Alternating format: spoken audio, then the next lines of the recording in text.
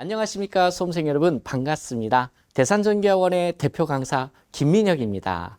오늘 제가 준비한 강의는 바로 전기자기야 꽈락 방지 방법이에요.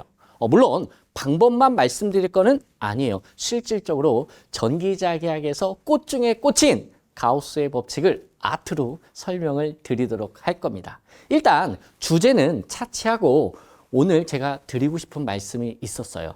서두에 말씀드리는 이유는 그만큼 중요하기 때문에 그러겠죠. 우리가 이제 전기기사나 전기산업기사 필기시험에 막 도전을 합니다. 근데 도전을 하는데 어려움이 있죠. 그 어려움 중에서 가장 큰 게 바로 전기자기약이에요. 전기자기약에서 꽈락만 나오지 않으면 충분히 합격을 할 수가 있거든요. 물론 나머지 과목도 어느 정도 공부는 하셔야겠죠. 근데 유독히 전기자기약에서 꽈락이 나오니까 합격을 못 하는 거예요. 정말 답답합니다. 근데 비전공자분들 입장에서는요, 충분히 이게 이상한 게 아니에요. 제가 볼 때는 당연해 보여요. 아니, 지금 펜을 놓은 지가 보통 10년, 15년, 20년이 지났고 내가 고등학교 때부터 또는 중학교 때부터 수학이나 과학, 물리 보면 오, 토 나와 하고, 그리고 태생이 이런 걸 싫어하시는 분들이 있어요. 본투비 문과, 태생이 문과야. 그런 분들은 좀 어렵죠. 근데 괜찮아요. 지금부터 제가 강의를 해드릴 텐데 딱 비전공자 입장에서 그리고 중학교 1학년 수준으로 여러분께 알려드릴 겁니다. 그래서 편안하게 보시되 집중은 해주셔야 돼요. 강의가 약 1시간 정도 진행이 될 텐데요. 딱 1시간만 집중해 주셨으면 합니다. 그러면 느낌이 팍 하고 오실 거예요. 한 번 봤는데 느낌이 안 왔다? 2번 보시면 돼. 2번 봤는데 느낌이 안 왔다? 3번 보시면 됩니다. 정말 거짓말 안 하고 있는 그대로 말씀을 드릴게요. 내가 지금 이 영상을 대산전기학원에 우리 김민혁 선생님 강의를 지금 3번 봤는데 50% 이상이 이해가 안 간다라고 하신 분들은 포기하는 게 빠릅니다. 좀 심하게 말씀드리는 거죠. 그만큼 제가 여러분의 눈높이에 맞춰서 강의를 준비했다라는 뜻입니다. 여러분들 무시하는 거 절대 아니에요. 자, 그러면은 지금부터 일발장전하고 시작해 보도록 하겠습니다. 수험생 여러분, 지금 칠판에 뭐가 보이세요? 플러스라는 기호가 보이시죠? 그리고 왠지 이렇게 구처럼 생겼는데, 자, 짠. 여러분, 이렇게 생긴 거다라고 여러분 상상을 해주세요. 그러면은 얘를 우리가 뭐라고 하냐? 플러스를 우리가 보통 양이라고 이야기를 많이 하죠. 양이냐, 음이냐라고 할 때, 음양 따질 때 이러한 친구를 양전하라고 이야기를 합니다. 그러면 양전하라는 것은 다시 말씀을 드리면 플러스의 성질을 가지고 있는 전기적인 친구를 우리가 뭐라고 한다? 양전하라고 한다. 플러스의 전기적인 성질을 가지고 있는 친구다라는 이런 의미예요. 직역을 하면. 자, 그러면 여러분, 이러한 전하는 극성을 가지고 있어. 양전하가 있으면 반대로 뭐도 있겠어요? 음전하도 있습니다. 근데 지금은 먼저 양전하에 대해서 이야기를 먼저 하겠습니다. 쉽게 말해서 예를 들면 N극이 있으면 무슨 극이 있지? S극이 있지 않습니까? 그렇죠? 그걸 생각하면 좀 받아들이기가 쉬울 거예요. 그럼 얘를 하기 전에 얘도 S극이고 얘도 S극이야. 같은 극의 성질을 갖다 놓으면 어떨 것 같아요? 서로 좋아라 하고 붙을 것 같아? 아니면 싫어하고 떨어질 것 같아? 서로 밀쳐내지. 밀쳐낸다는 것은 어떤 힘이 있기 때문에 밀쳐내는 거야. 오케이, 여기까지 이해됐으면 제가 여기다가 플러스 전하를 갖다 놔볼게요. 그러면은 서로 지들끼리 어떻게 밀쳐내겠지. 그 밀쳐내는 힘 또는 끌어당기는 힘, 여기가 마이너스면 보편적 상식으로 서로 붙겠다 이런 생각은 드시지 않겠습니까? 그럼 서로 밀쳐내든 당기든 힘이 작용한단 말이야. 전하와 전하 사이에는. 그래서 그 전하들 사이에 작용하는 힘을 조금 우리가 유식하게 이야기하면 전기력이라고 이야기를 하는 거죠. 우리 중학교 때도 잠깐 소개가 되고 고등학교 때도 잠깐 소개가 돼요. 근데 졸업한 지 막 10년, 20년, 30년 지나면 기억 안 나지. 그래서 이 전기력에 대해서 계속 이야기했던 게 바로 쿨롱의 법칙이었던 거지. 야, 수험생 여러분, 쿨롱의 법칙 시험 문제 나오면은 그건 보너스 문제야. 그런 거 틀리면 꽈락을 못 면하죠. 우리 지금 꽈락을 방지하기 위해서 정말 빌드업을 예술로 할 거예요. 제가 여러분께 알려드리는 방법으로 따라오시면 절대 꽈락 안 나와요. 그러니까 믿고 한번 따라와 보세요. 제가 확실하게 최선을 다해서 여러분 쉽게 알려드릴게요. 자, 여기 보시면 그러면은 얘를 서로 밀쳐낸단 말이야. 그러면은 얘는 어디로 갈까? 이쪽으로 갈까? 이쪽으로 갈까? 보편적 상식으로 생각해봐. 이쪽으로 갈 것 같죠? 그거를 여러분 화살표로 한번. 야, 어디로 가? 한번 화살표로 나타내볼게. 자, 이렇게 나타내지. 그럼 얘를 좀 더 가까이 갖다 붙여봐요. 마찬가지로 가까이 갖다 붙여도 이쪽이죠. 그럼 선을 이렇게 그려도 전혀 문제가 안 돼. 이거 뭐예요? 선이잖아. 화살표인데요? 그쵸? 화살표. 세 글자잖아. 좀 길어. 그래서 저는 한 글자로 선이라고 할게요. 라인. 알겠죠? 그럼 이러한 라인. 아하, 이 친구가 이쪽으로 힘을 받겠구나. 라고 하는 그 나타내는 선을 전기력 선이라고 합니다. 와, 지금 용어 2개 배웠어요. 전기력이라는 거, 그 다음에 전기력 선. 자, 그러면은, 아니, 선생님, 당구공이 여기만 있겠습니까? 여기도 있을 수 있지 않겠습니까? 좋아. 여기 있다라고 가정하자고요. 플러스 전화가. 그럼 여기 있으면 얘도 밀쳐내겠죠. 그러면 그거를 한번 그림으로 나타내면 이쪽 방향으로 화살표가 그려진다. 그리고 이쪽 방향으로 또 화살표가 그려지겠죠. 그럼 여기다 두도 똑같겠죠. 다 여러분 밀쳐내. 근데 그 밀쳐내는 힘의 선을 한번 그려보면 이런 식으로 그려진다라는 거죠. 그럼 여러분 보세요. 약간 복잡하지 않습니까? 머리 아파. 머리 아플 거 없어. 자, 지금부터 한 방에 깔끔하게 정리해 드릴게. 자, 지금부터 얘를요. 여러분 싹 걷어내 볼게. 그러면 여러분 뭐가 될까? 바로 이런 그림이 그려지는 겁니다. 자, 어떠세요? 아하, 지금 플러스 전하가 있으면 이 친구가 눈에는 보이지 않지만 전기력선을 막 뿜어내고 있는 거야. 그러니까 이런 식으로 뿜어내기 때문에 어디에다가 양전하를 갖다 놔도 이 전기력선의 방향으로 밀쳐지는 거지. 뭔 말인지 모르겠어요?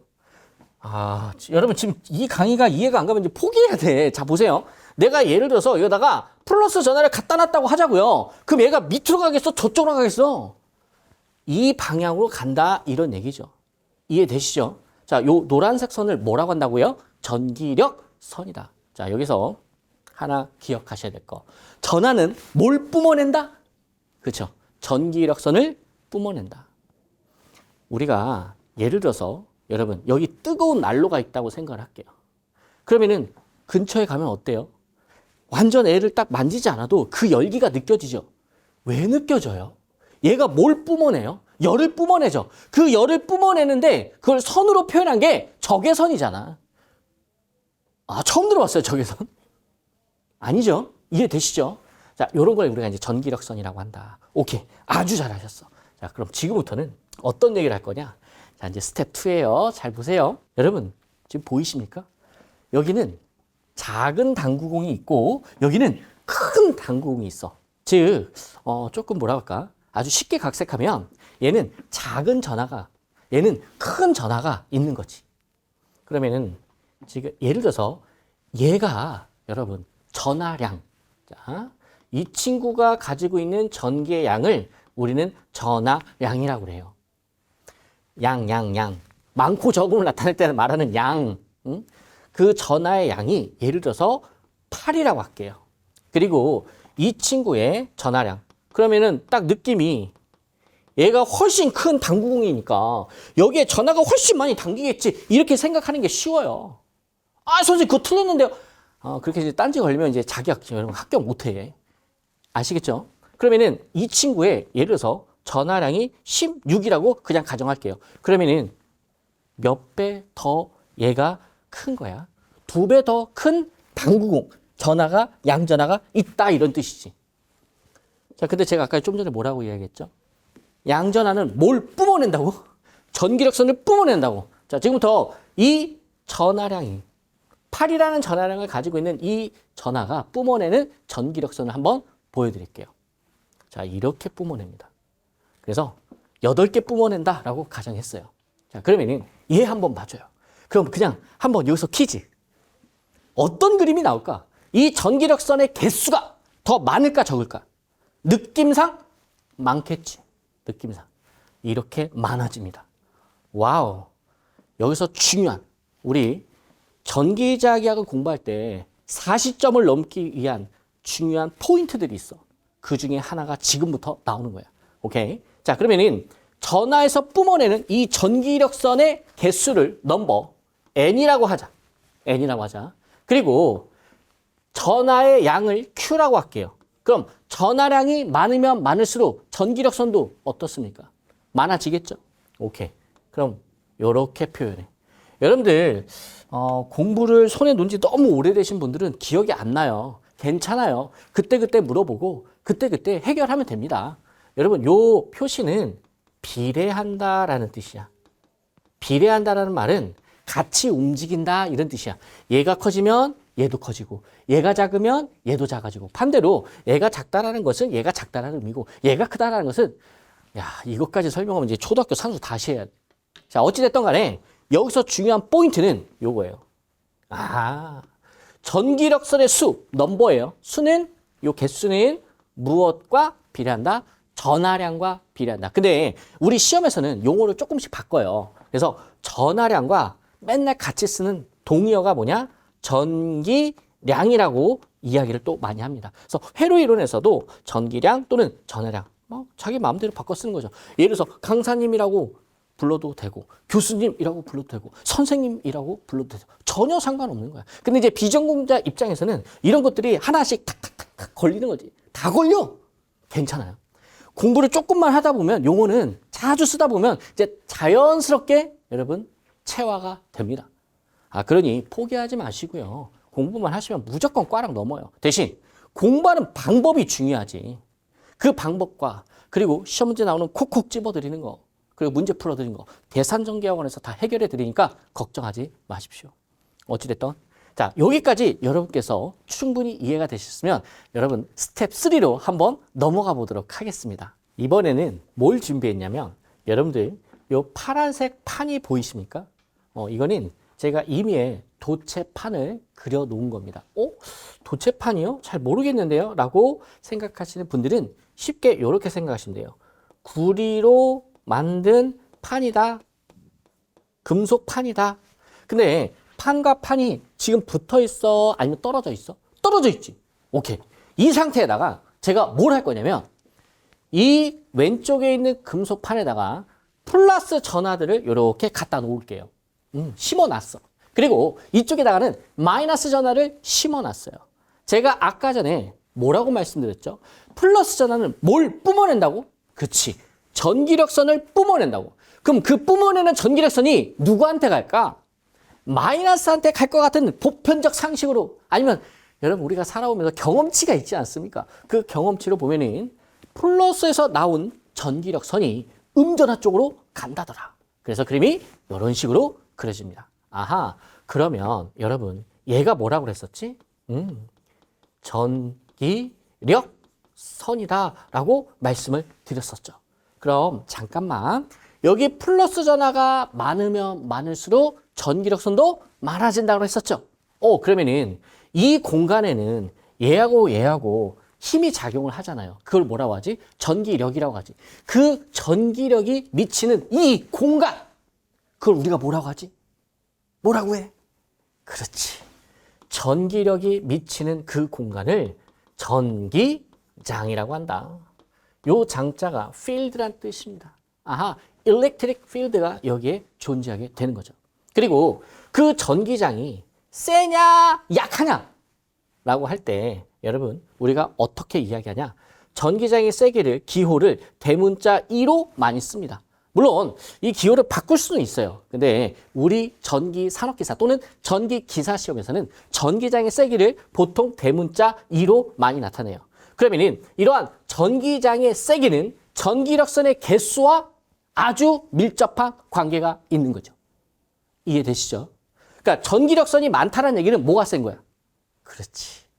전기장이 세다 이렇게 말할 수가 있는 거예요. 아시겠죠? 좋아. 그럼 이번에는 아주 신박한 그림을 여기다 하나 집어 넣을 거예요. 어떤 그림이냐? 자, 보세요. 오! 여러분 이게 뭘까요?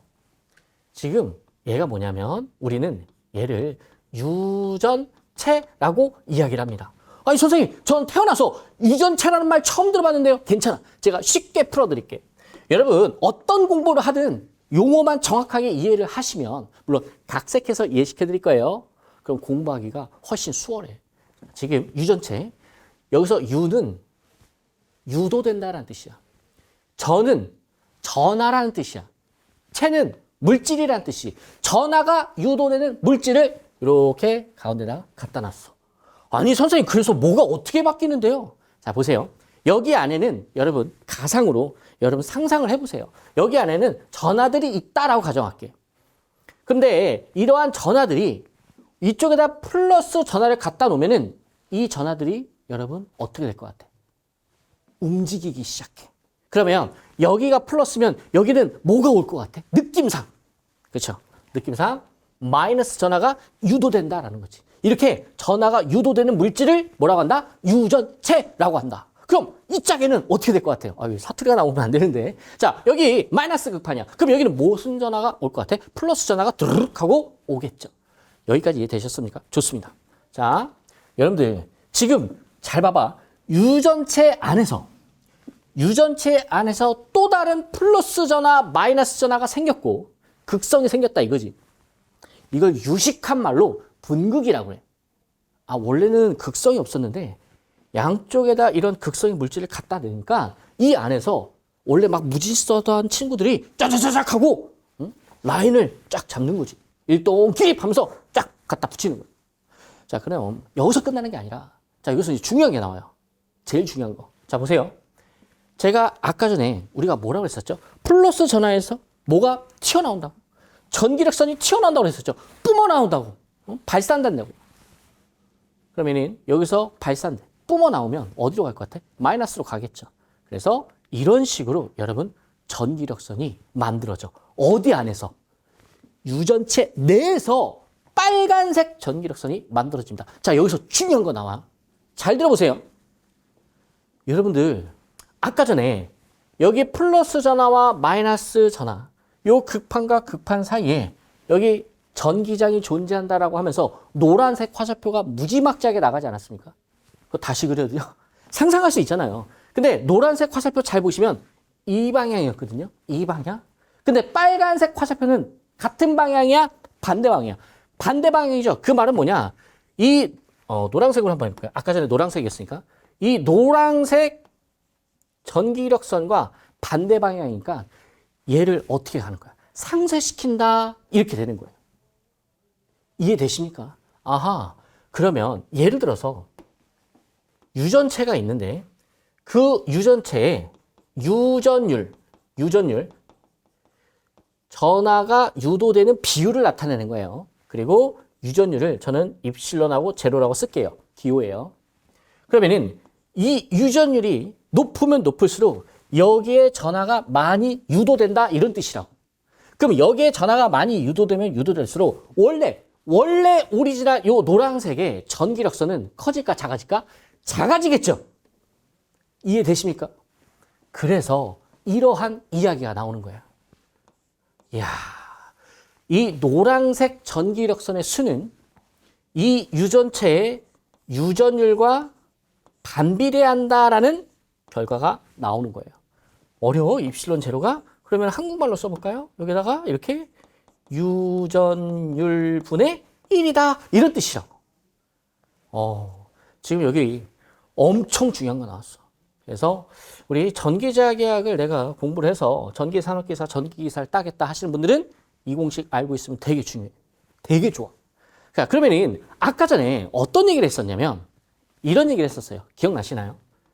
전기력선의 수는 무엇과 비례한다? 전기량과 비례한다라는 이야기를 했었죠. 와, 그럼 여기 벌써 선생님 저는 선생님이 무슨 말씀 할 줄 알아요 라고 느낌이 약간 오셔야 돼. 이러한 성질도 있고 지금 이러한 성질도 있죠. 맞습니까? 그럼 이 성질을 합하면 어떤 공식이 나올까? 그렇지. 짠! 바로 화면에 보이는 이러한 공식이 합쳐지는 거죠. 만들어지는 거죠. 얘하고 합치면. 이해되십니까? 좋아요. 여기까지 공부를 하셨으면 여러분 실력이 상당히 올라오신 겁니다. 지금까지 여러분께서 잘 따라오셨다면 분명히 그런 분들은 충분히 합격하실 수 있는 분들이에요. 자, 이어서 말씀을 드려보도록 할게요. 여기 양전하가 있고 여긴 좀 더 큰 양전하가 있어요. 예를 들어서 얘가 10짜리라면 얘는 20짜리다. 그러면 여러분 보세요. 어떤 친구가 전기력선을 많이 뿜어낸다고 그랬었죠? 이 친구가 훨씬 더 많은 전기력선을 뿜어내죠. 그러면 여러분 좀 무식하게 표현하면 이렇게 표현할 수 있어. 어떻게 표현하냐? 이 전기력선이 존재하는 이 공간들, 눈에는 보이지 않지만 이 공간들을 우리가 뭐라고 표현한다고 그랬었죠? 좀 전에 전기장이라고 이야기를 했었죠. 그러면은 얘가 뿜어내는 양과 얘가 뿜어내는 양이 다르잖아요. 그러면은 누가 전기장의 세기가 훨씬 더 크겠습니까? 왼쪽이야, 오른쪽이야? 오른쪽이죠. 그러면은 우리가 이제 전기장의 세기를 이야기할 때 전기장의 세기를 대문자 2라고 한다고 치고 무엇과 비례한다라고 이야기할 수 있어? 그치? 전기력선의 수와 비례한다라고 이야기를 할 수가 있는 거죠. 오, 이거 사실 어떻게 보면은 되게 당연한 이야기입니다. 어려운 이야기가 아니라. 그래서 자꾸 저는 뭐에 대해서 이야기를 하냐? 전기력선과 어떤 물리량들이 서로 밀접한 관계가 있냐? 이 얘기를 하고 싶었다고요. 그럼 딱 세 가지 물리량 지금까지 나오네요. 자, 전기력선의 수와 밀접한 관계에 있는 거 전하량 또는 우리가 전하량은 이제 전기량이라고 했었고 두 번째가 유전율이었었지. 그다음에 세 번째가 전기장의 세기. 요 세 개만 여러분께서 잘 알고 계셔도 공부할 때 상당히 수월해요. 여러분 전기자기학은 100% 다 이해할 필요가 없어요.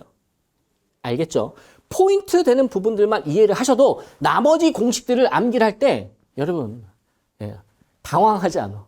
사실 전기자기학 책을 처음 이렇게 보잖아요. 비전공자 수험생분들이 보시면 기절합니다. 이걸 어떻게 공부하라는 거야. 아유, 야, 내가 중학교, 고등학교 때부터 지금 수학을 포기했고 물리를 포기했는데 그리고 내가 사실 옛날에 한때는 했지만 지금은 졸업한 지 40년, 30년이 지났는데 이런 분들이 많거든요. 괜찮아요. 모든 걸 다 이해할 필요 없어. 핵심만 이해하고 나머지 공식 갖다 붙이면 충분히 여러분께서 잘 하실 수가 있어. 왜? 우리의 목표는 100점 만점이 아니에요.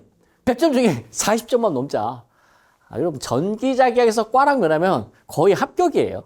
물론 이제 다른 공부를 다른 과목들을 이제 열심히 했다는 가정하에.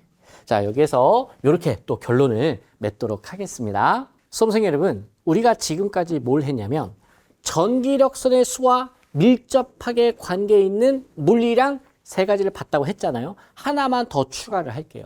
자, 그 추가하는 걸 보여드리도록 하겠습니다. 지금 노란색 화살표가 보이시죠?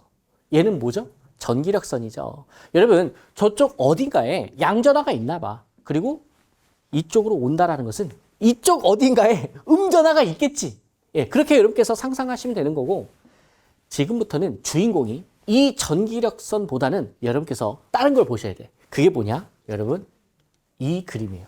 와, 근데 이 그림을 보면 이해가 안 가요. 보통 교재들이 이렇게 나와 있는데 요거를 이제 입체적으로 생각을 한번 해보세요. 2D가 아니라 3D로 생각을 하시면 돼요. 이게 무슨 그림이냐면 보세요. 전기력선이 이쪽으로 이렇게 수평으로 쭉 오고 있습니다. 오고 있을 때, 자, 판때기를 제가 준비했어요. 이런 판이 있는데, 지금 이 그림은 이 판에 요렇게 판이 누워져 있는 그림이야. 빨딱 세워져 있는 그림이 아니라 누워져 있는 그림이야. 그러면은 이 면적이 이렇게 누워져 있으면 방향이 이러한 방향이라면 이 판에 전기장의 영향이 있겠어요? 전기력이 미치겠어요? 안 미친다고. 이거를 좀 무식하게 표현하면 이렇게 되는 거야. 자, 면적을 이렇게 누였어. 판을 누였어. 그러면 얘가 얘 사이로 다 지나가는 거지. 얘를 뚫고 지나가지는 않겠죠. 이해되십니까? 그러면 그냥 뚫고 그냥 지나가지 못하는 거야. 그러니까 비껴가는 거야. 그 비껴가는 그림을 제가 이렇게 한번 표현을 해볼게요. 그러니까 얘는 비껴가는 그림이에요. 자, 이번에는 다시. 자, 여기 전기력선이 오는데, 자, 이 면적의 방향이 아까 전에는 이랬는데, 이번에는 빨딱 세워볼게요.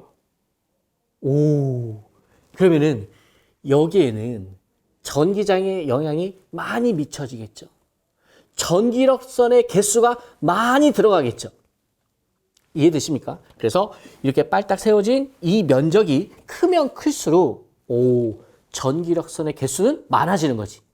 이 면적의 방향과 크기에 따라서. 그래서 사실은 지금 면적도, 자, 이 면도 이럴 수도 있고 이럴 수도 있고 아니면 이 대각선 정도 있을 수도 있고 이건 다른 거예요. 세타마다.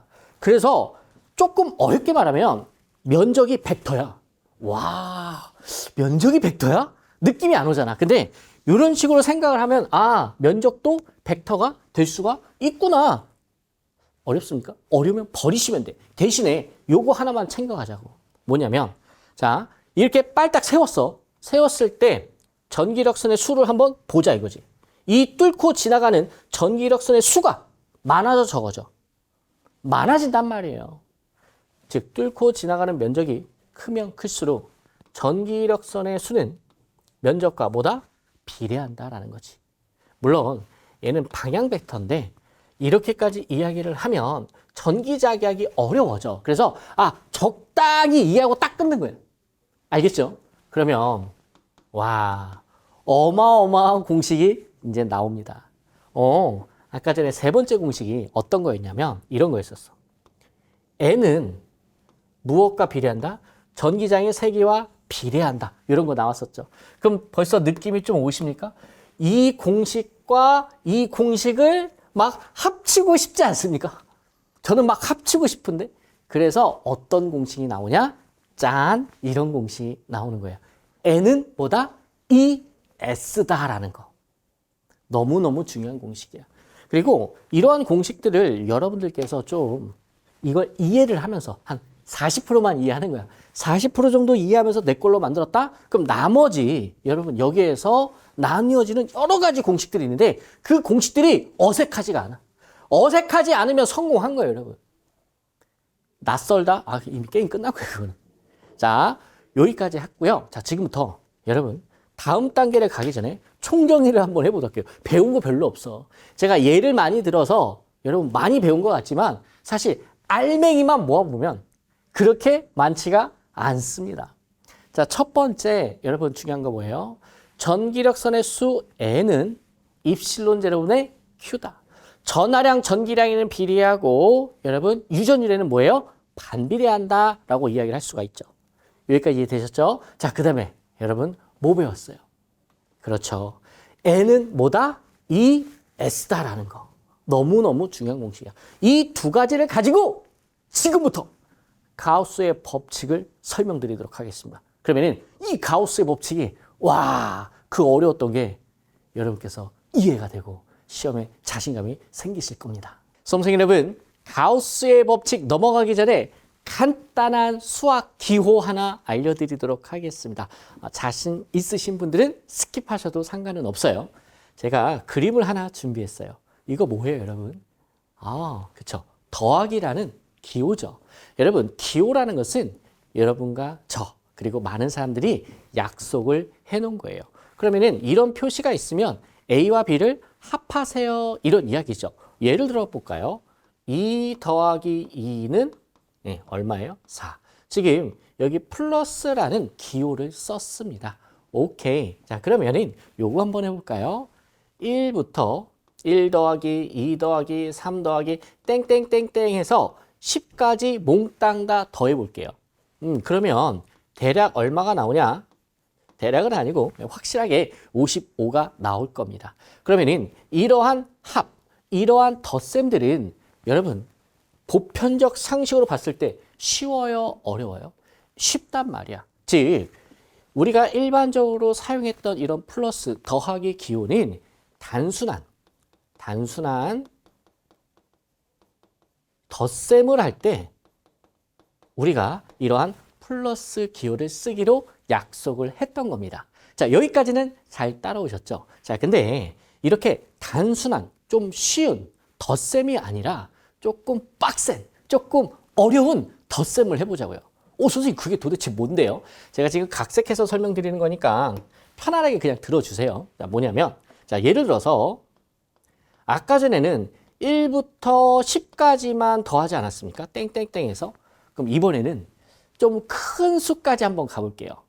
예를 들면 한 얼마나 클까요? 얼마가? 그럼 저는 이렇게 할게요. 9,999조까지 더해보도록 할게요. 와, 느낌이 어떻습니까? 상당히 크죠. 이렇게 클 때는 일반적인 단순한 덧셈으로 접근하기에는 상당히 어렵다라는 거야. 이럴 때 이제 그 약간 변태적인 아주 천재적인 수학자들이 등장을 하죠. 그 수학자 중에 한 분이 바로 가우스였던 거예요. 그럼 이런 가우스, 이런 학자분들께서 만든 것들이 바로 아주 복잡하고 아주 엄청난 양을 다루고 있는 무한한 덧셈의 개념을 만들게 됐던 거예요. 이렇게 무한히 더하고 싶은 거지. 그러면은 무한한 것을 더해가지고 그 총합을 계산하고 싶었던 거예요. 그러면은 여러분 영어에서 총합이 뭔지 아십니까? 우리가 일상생활에도 가끔 쓰기도 합니다. 바로 sum이라는 단어죠. 여러분 sum이 뭐예요? 합계 아니겠습니까?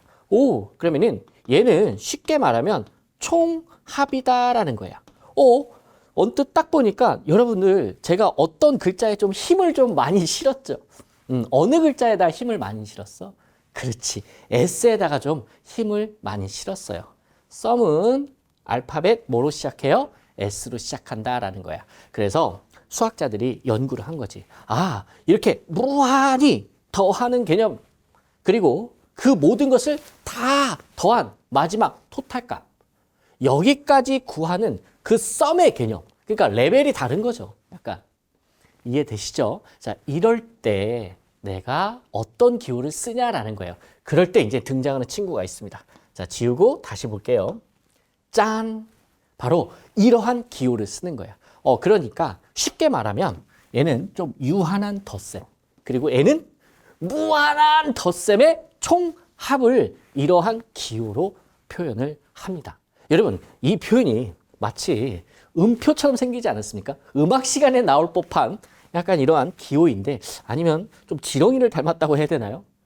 이런 식으로 여러분 기호를 쓰는데, 이 기호가 어디서 나왔냐? 바로 S에서 나왔어 라고 했더니 우리 수험생분들이 아니 얘가 어떻게 얘입니까? 이렇게 얘기해. 여러분 상상의 날개를 한번 펴보세요. 자, 이렇게 하는 거야. 여기하고 여기를 잡고 쭉 하고 늘려봐. 늘리면 쭉 하고 늘리면 여기가 이렇게 되겠죠.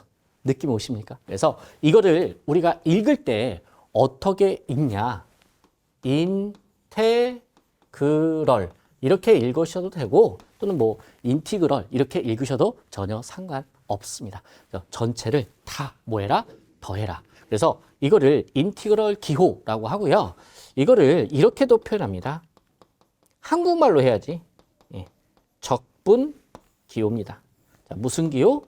적분 기호. 그러면은 여기서 이 적분이란 게 모든 것을 다 쌓아서 적산을 할 때 적자예요. 자, 누적시켜서 다 더해서 뭐해라? 총합을 구하세요라는 거예요.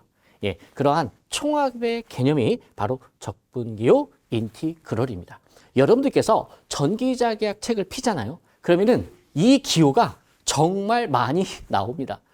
내가 책을 폈는데 이 기호를 못 봤어. 그럼 여러분들께서는 전자기학 책을 핀 게 아니다라는 정도로 정말 많이 나오는 기호입니다. 그래서 일단 기호부터 내가 좀 익숙해져야 돼. 그래야 이러한 개념들이 좀 쉽게 받아들여집니다. 그럼 이런 얘기야.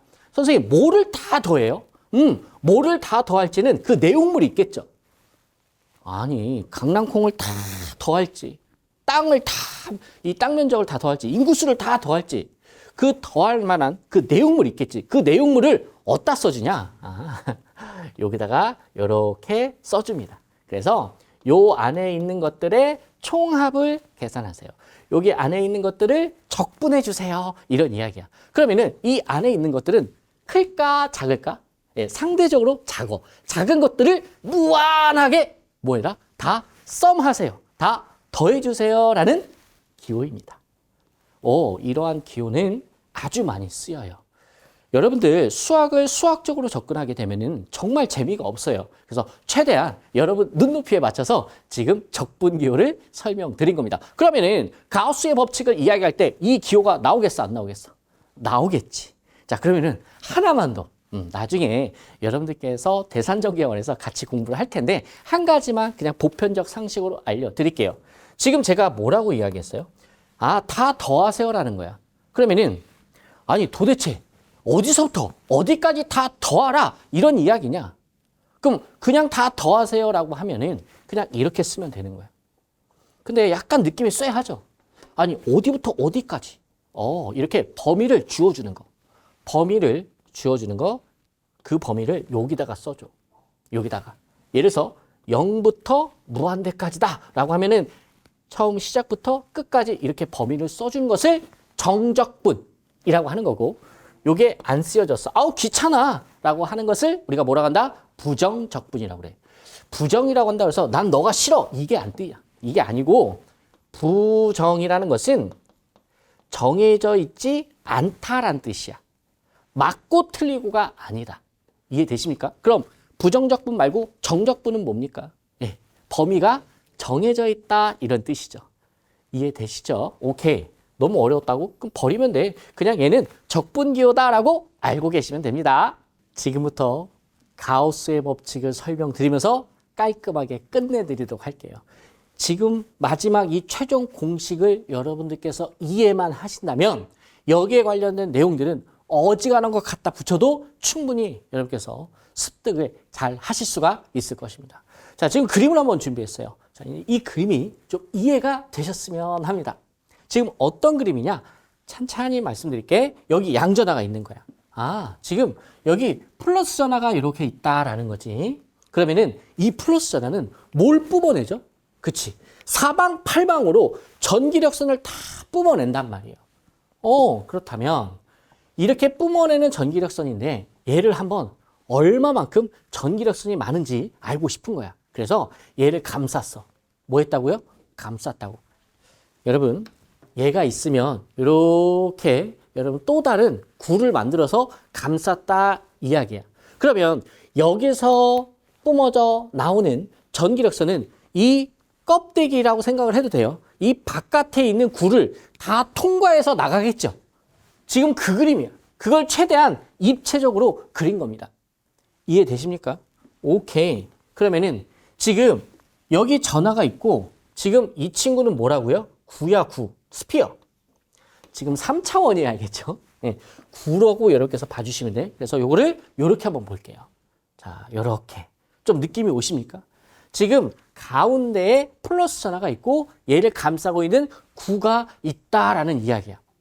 그러면 이 구에서 얼마만큼의 전기력선이 이 구를 통과하느냐라는 거지. 맞습니까? 이 구를 통과하는 전기력선의 개수가 이 전하가 만드는 전기력선의 개수인 거죠. 이해되십니까? 내가 10을 뿜어냈어. 그 뿜어낸 게 이 구 전체 표면에 10만큼 통과를 하겠죠. 이해되시죠? 요게 중요한 개념이에요. 오케이. 자, 그러면은 구를 통과하는 이 구를 통과하는 전기력선의 개수만 구할 수만 있다면 이 전하의 전기력선의 개수를 구할 수가 있다. 이해되시죠? 그러면 그림을 이렇게 한번 바꿔볼게요. 짠. 좀 더 구처럼 생기지 않았습니까? 물론 마음속으로 전기력선은 뿜어져 나가고 있다라는 거예요. 자, 그러면은 지금 이 구에서 아주 작은, 무한히 작은 요 면적, 그걸 하나 딱 집어낼게요. 그걸 우리는 뭐라고 표현하냐? 미소 면적이다라고 이야기를 해요. 자, 뭐라고 한다고요? 미소 면적. 여기서 S라는 것은 무슨 뜻이에요? 예, 면적의 뜻입니다. 그리고 여기 D는 여러분들께서 이렇게 생각해 줬으면 좋겠어. 여기서 D는 그냥 좀 쉽게 갈게요. 아주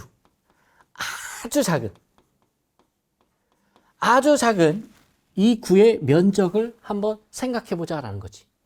그러면은 여러분 보세요. 이 구의 표면적, 요 작은 ds, 무한히 작은 것을 다 더해봐. 그럼 뭐가 될까? 구의 표면적이 되겠죠. 이해되세요? 오케이. 그럼 요거를 요렇게 한번 이제 정리를 해볼게요. 이해되시죠? 인티그널. 자, 인티그널이라는 게 무슨 뜻이라고? 에브리 몽땅 다 더해줘라 이런 뜻이야. 자, 예를 들어서 ds 미소 면적을 몽땅 다 더해줘라 라는 뜻이에요. 뭔 말인지 알겠죠? 그러면 조금 무식하게 표현하면 지금 이 의미는 이 미소 면적을 다 더하면 어떻게 나오냐면 여러분 9의 표면적 혹시 아십니까? 9의 표면적. 9의 표면적 어떻게 구하죠? 4 파이 r의 제곱이죠. 그러면은 얘를 다 구하면 얼마큼 나온다? 4 파이 r의 제곱만큼이 나온다라는 뜻이야. 요게 ds를 다 더하면 전체 9의 표면적이 나올 텐데 그 9의 표면적을 내가 만약에 이걸 9라고 생각하면 반지름은 뭐 something 얼마로 정해지는 거죠. 뭐 1m면 1m, 2m면 2m. 무슨 말씀인지 이해되시죠? 그래서 아하 이런 친구 이런 느낌이구나. 그래서 얘는 전체 9의 표면적이 되겠구나라는 뜻이야. 이해되셨죠? 자 그러면 아까 전에 우리가 뭘 배웠지?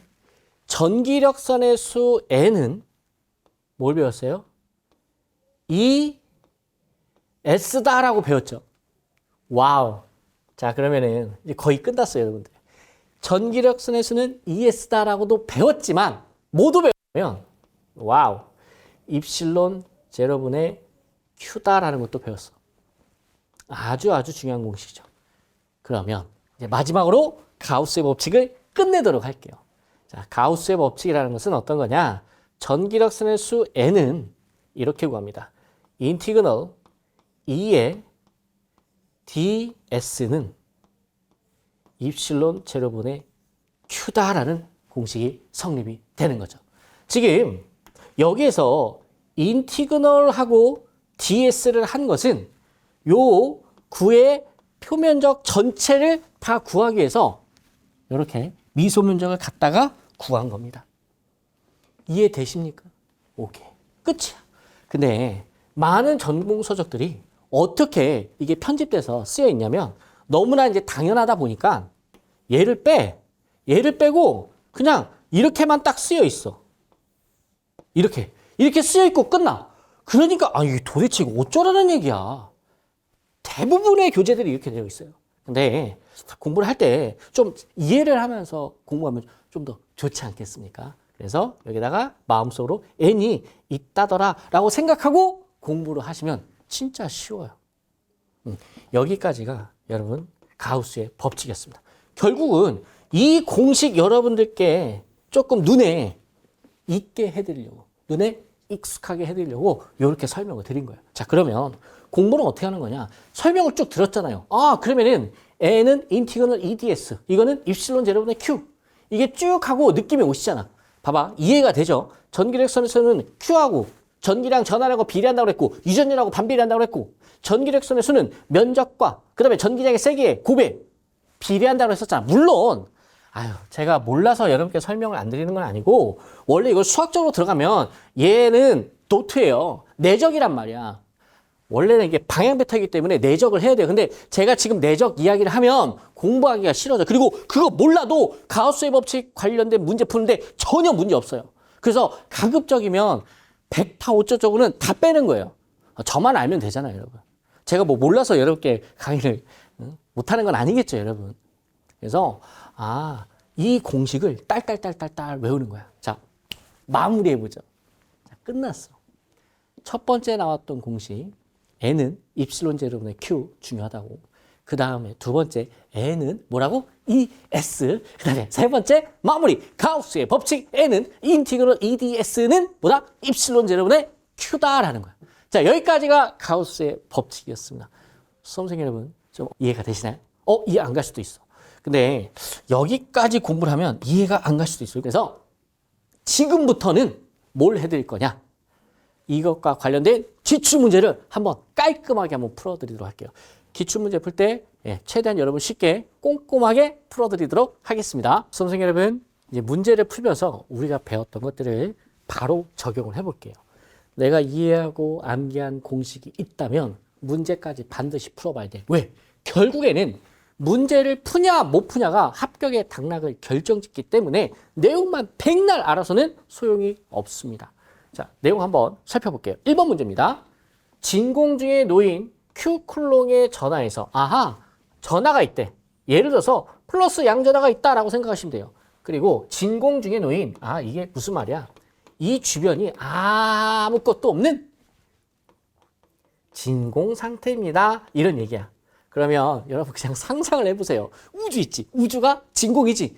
그 우주에 양전 하나가 떡 있다라고 생각하시면 돼요. 그런 말이에요. 그러한 전하에서 여러분 아까 전에 이 전하는 뭐를 뿜어낸다고 그랬지? 그치? 전기력선을 뿜어내는데 우리 시험에서는 뿜어낸다는 말은 안 써. 대신에 발산이라는 표현을 쓰는 거죠.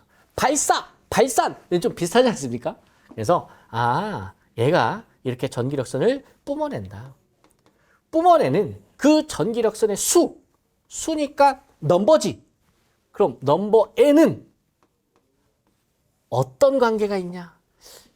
정답 보이셔야 되는데 몇 번입니까? 몇 번이야? 그쵸? 가볍게 1번이죠. 그죠? 입실론 제로분의 Q야. 아주 간단한 거죠. 오케이. 자, 그러면 여러분 제가 이제 문제풀이를 하면서 앞부분에서 조금 설명을 못 드렸던 부분들을 조금씩만 더 할게요. 괜찮아요. 어렵지 않아요. 지금 제가 굳이 유전율이다라고 할 때 유전율은 원래 입실론인데 얘가 유전율인데 제가 굳이 여기다 이제 동그라미를 하나 갖다 붙였죠. 굳이. 이게 무슨 말이냐면 요 동그라미란 뜻이 진공 상태를 의미해. 진공이나 일반적인 공기 중 우리 전기자기학에서는 여러분들께서 조금 이해를 해 주셔야 돼. 그걸 깊게 들어가면 여러분 다 아실 텐데 그 어느 천년에 그걸 다 해요. 어느 세월에. 그래서 전기자기에서는 진공 상태나 공기 상태나 그냥 비슷하게 봅니다. 알겠죠? 그래서 지금 요 기호의 의미는 진공이나 공기 중에서의 유전율을 의미한다 이런 뜻이었어. 왜? 여러분 기본 개념이 유전체는 종류가 여러 가지가 있어요. 그럼 그 유전체마다 자기 고유의 유전율 값이 있단 말이야. 그럼 진공이나 공기 상태에 가지고 있는 유전율 값이 있단 말이에요. 8.855 곱하기 10의 마이너스 12C라는 값이 있어요. 근데 그런 것은 이제 대산전기원에서 본문 수업 들으면은 자주 나오는 상수라서 선생님 그거 어떻게 외워요? 여러분 구구단은 어떻게 외우셨습니까? 라고 물어봤더니 선생님 맞으면서 제가 외웠는데요 라고 하시는 분도 있는데 여러분 많이 쓰다 보면 좀 자연스럽게 외워지게 됩니다. 너무 걱정하지 마세요. 2번 문제 풀어보도록 할게요. 여러분 2번 문제 요 문제 읽기 전에 제가 또 보충 설명 조금만 해드릴게요. 여러분 여기에 플러스 전하가 있다라고 가정을 했었죠. 그러면서 어떤 이야기를 우리가 앞에서 했었냐면 이걸 좀 입체적으로 그려야 되는데 제가 이게 입체적으로 잘 안 그려져요. 죄송해요. 자, 요렇게 여러분 구가 있다고 했었죠. 구가 얘를 감싸고 있다라고 그랬었죠. 얘를 이렇게 다 감싸고 있는 거야. 보자기 확 감싸듯이. 그러면 요 감싸는 면 꽁꽁 감싸서 새는 데가 있으면 안 되지. 새면 되겠어요? 감싸야 돼. 이걸 우리가 조금 이 감싸는 면을 뭐라고 그래요? 폐곡면이라고 합니다.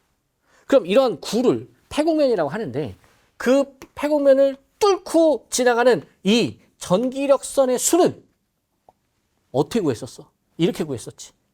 N은 인티그널, 잘 보세요. 다시 복습하는 거예요. 인티그널 E ds 그리고 좀 전에 1번 문제 정답이 뭐였지? 입실론 제로분의 q 이거였잖아요. 맞습니까?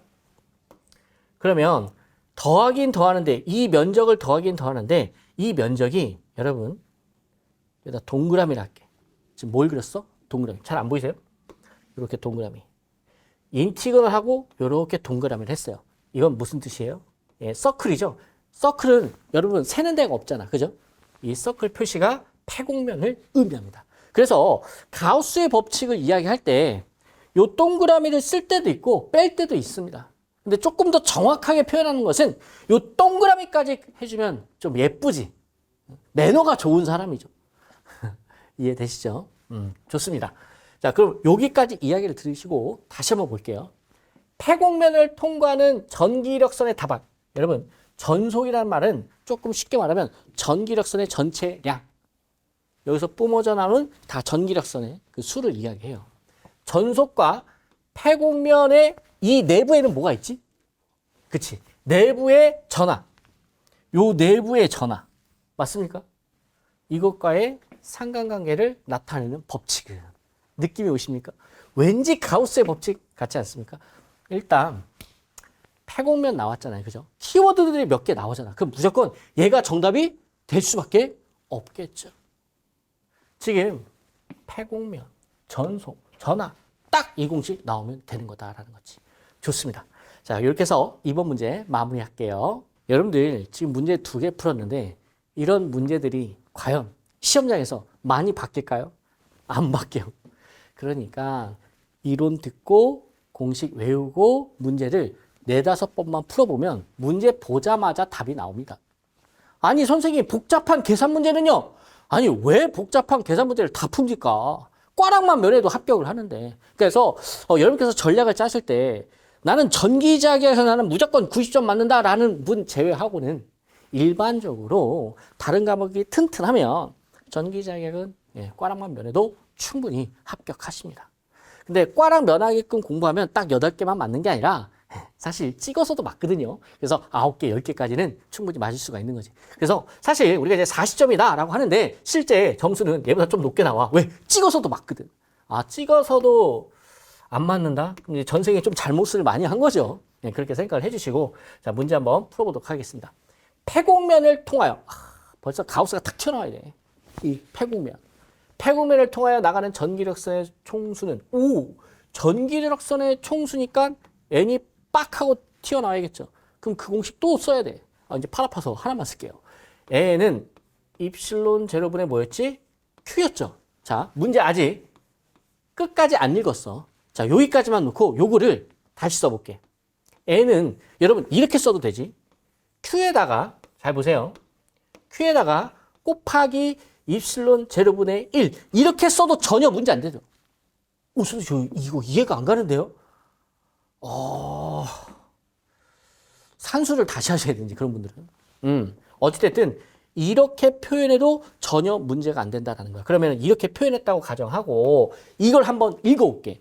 전기력선의 수는 전하량의 곱하기 입실론 제로분의 1 배이다. 이건 뭐야? 배잖아, 배. 배수잖아, 곱하기라는 거. 그래서 읽을 때 전기력선의 수는 전하량과 입실론 제로분의 1 배이다 이렇게 표현을 하는 거지. 이해되십니까? 오케이, 이해해볼게. 전기력선의 총수는 그 내부에 있는 점 전하의 대수합의 몇 배와 같은가? 몇 배와 같아요? 입실론 제로분의 1 배와 같죠. 왜 그러냐면 Q값은 이미 여기서 말을 해줬어.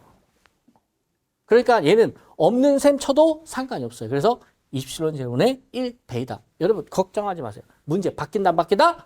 안 바뀐다. 수험생 여러분 요 4번까지만 푸시면 가우스의 법칙과 관련된 로우 레벨에서 나오는 기출문제들은 다 맞출 수가 있어요. 알겠죠? 상위급 문제를 굳이 맞힐 필요는 없다고 좀 전에도 말씀을 드렸어요. 정답 똑같아요. 한번 확인해 볼게요. 단위 구면을 통해 단위 구면이란 말이 무슨 말일까? 구긴 구야. 근데 구라면 반지름이 있지 않겠습니까?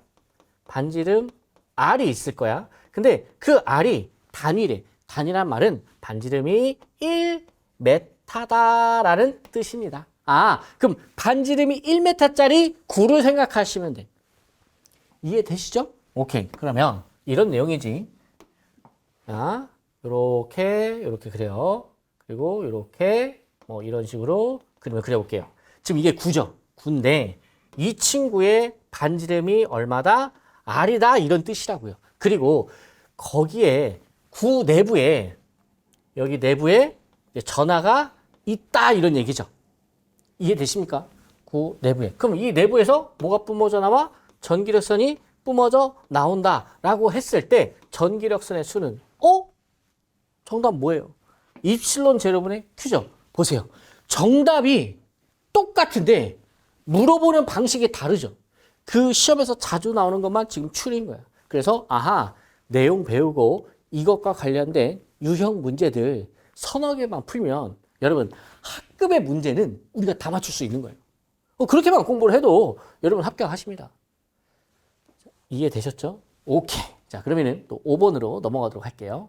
지금 원래 그 앞에서 끝내려고 했는데 한 문제만 더 풀어달래. 그래서 한 2개 정도 더 준비했어요. 여기 보시면 내용 볼게요. 문제는 되게 길고 와 무슨 이상한 그림까지 그려져 있어. 겁먹을 거 하나 없어. 우리가 배운 거 그대로 정답 찾기만 하면 돼요. 그림과 같은 도체구. 이게 도체구인가 봐요. 도체구라고 생각을 해주셔야 돼. 도체구 내부 공동의 중심에 점전화 Q. 여기에 전하가 있대요. 전하가 있고 있을 때 도체구 외부로 발산되어 나오는 전기력선의 수는 이 문제는 뭐예요? 여태까지 제가 이거를 여러분께 패곡면 또는 구를 설명하기 위해서 직접 그림을 그리지 않았습니까? 그럼 시험에서는 그 그림을 그려준 것 뿐이야. 그럼 다른 거예요? 같은 거예요? 같은 거죠, 여러분. 이해되시죠? 그러면은 쉽게 이렇게 생각하면 돼. 그림이 그려줄 때도 있고, 단위 구면을 내가 생각해서 이렇게 정답을 낼 때도 있겠구나. 봐봐, 단 뭐라고 써 있어? 도체 내부의 공간은 뭐라고 돼 있어? 진공이다라고 그랬었죠. 진공시의 유전이 뭐라고 그랬었죠? 입실론 제로야. 그래서 얘가 정답이 안 돼. 입실론 제로만 딱 있는 이 친구를 셀렉해 주셔야 합니다. 수험생 여러분, 드디어 마지막입니다. 자, 6번 문제인데 끝까지 힘내주세요. 다음 중 옳지 않은 것, 틀린 것을 고르래요. 일단은 나머지 보기들은 보지 마시고 정답만 잠깐 먼저 보도록 할게요. 얘가 틀렸다라는 거예요. 마치 느낌이 숨은 그림 찾기 같죠? 어디가 틀렸나 한번 살펴보세요. 좀 느낌이 오십니까? 좋아요. 다시 한번 복습을 해볼게요. 여러분, 제가 지금 칠판에다가 썼던 공식을 도대체 몇 번 똑같이 쓰고 있습니까? 이것처럼 여러분도 계속 반복해서 써주셔야 되는 거예요. 알겠죠? 이 영상 보시면서도 같이 따라 하자고요. 자, 전기력선의 수 n은 어떻게 됩니까? 인티그럴 하고 어떻게 되죠? 그렇죠. 2에다가 ds다 이렇게 쓴다고. 그럼 얘는 뭐랑 또 같다? 이렇게 표현을 할 수가 있겠죠. 그러면은 요게 이제 가우스의 법칙이야. 그러면은 이 친구하고 이 친구를 1대1로 한번 비교를 해보자라는 거지. 약간 다르죠? 우리 기사 시험 수준이 딱 이 정도야. 엄청나게 어려운 계산 나올 수도 있겠죠. 근데 그거 틀려도 된다니까. 우리는 목표가 여러분 몇 점이었어요? 40점이었다니까요. 이런 문제만 맞춰도 충분히 40점 맞아요. 걱정하지 마시고 대산전기학원 오세요. 그럼 여러분 합격하실 수 있어요. 자, 어찌됐든 간에. 자, 그러면은 일단 차이점이 바로 여기 보이네요. 여기 Q. Q가 뭘로 바뀌어야 돼요? 입실론 제로분의 Q로 바뀌어야겠죠. 그러면 이제 얘가 맞는 답이 되겠죠. 자, 근데 여러분들 이렇게 생각할 수도 있어요. 오케이. 여기까지는 이해되셨죠? 아무튼 틀린 거야. 자, 만약에 내가 지금 우변에 요 Q만 남겨두고 싶어.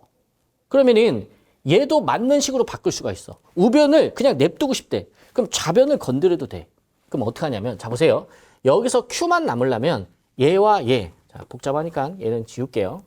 자, 얘를 봤을 때 양변에다가 입실론 제로를 곱해주면 여러분 똑같은 값이 되는 거죠. 그럼 얘랑 약분되면서 Q만 남는다라는 거야.